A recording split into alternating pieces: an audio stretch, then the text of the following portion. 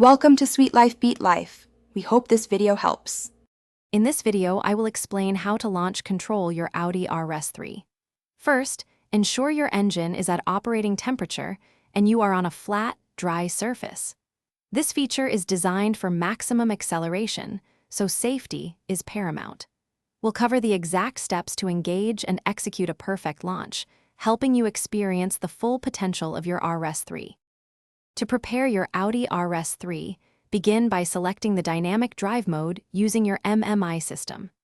Next, ensure your S-tronic transmission is in S or Sport mode. For the most aggressive launch, you should also briefly press the ESP button to turn off ASR, which is the traction control system. This setup allows the car to deliver maximum power. With your RS3 prepared, firmly press the brake pedal all the way down with your left foot. Then, fully depress the accelerator pedal with your right foot. You'll notice the engine revs will hold at an optimal RPM, typically around 3,500. Once the RPMs stabilize, quickly release the brake pedal to initiate the launch.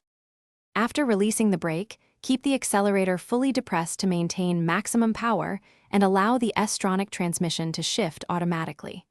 For consistent results, let the car cool down slightly between launches. Remember, practice makes perfect, but always prioritize safety.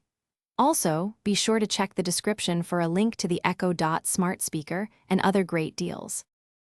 Thanks for watching. Consider subscribing if we helped you.